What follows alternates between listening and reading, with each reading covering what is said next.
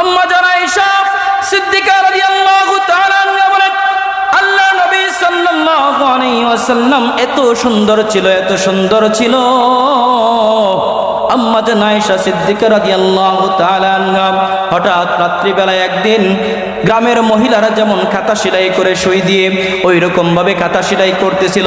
আল্লাহর নবী সাল্লাল্লাহু আলাইহি ওয়াসাল্লাম কেমন সুন্দর ছিল একটু বুঝেন। আয়েশা সিদ্দিকা রাদিয়াল্লাহু তাআলা আনহা বলেন, আল্লাহর নবী সাল্লাল্লাহু আলাইহি ওয়াসাল্লাম এত সুন্দর ছিল, এত সুন্দর ছিল।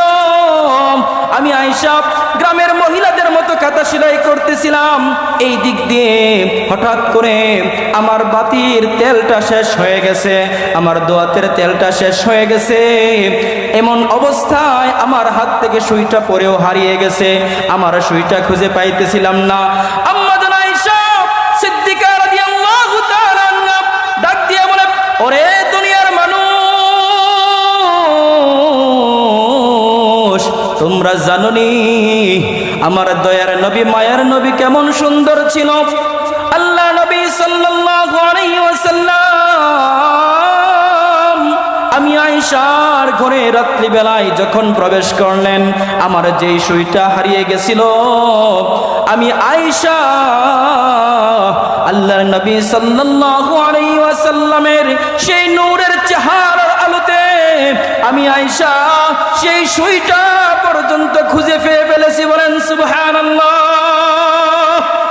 ও দোস্ত বুজুর্গ, শুধু তাই নয়, শুধু তাই নয়, আল্লাহর নবী সাল্লাল্লাহু আলাইহি ওয়াসাল্লাম এত সুন্দর ছিল, এত সুন্দর ছিল।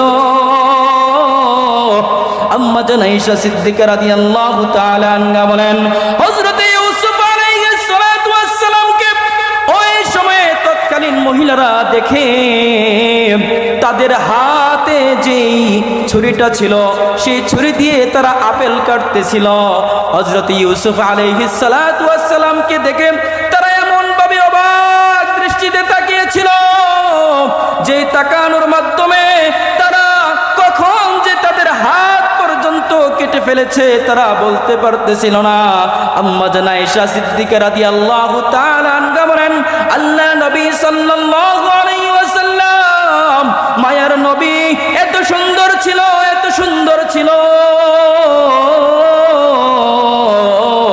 ওই ইউসুফ আলাইহিস সালাতু ওয়াস সালামকে যে সমস্ত মহিলারা দেখেছিল, তারা যদি নবী মুহাম্মদুর রাসূলুল্লাহ সাল্লাল্লাহু আলাইহি ওয়াসাল্লামকে দেখতো, তাহলে তারা তাদের কলিজা পর্যন্ত কেটে ফেলতো।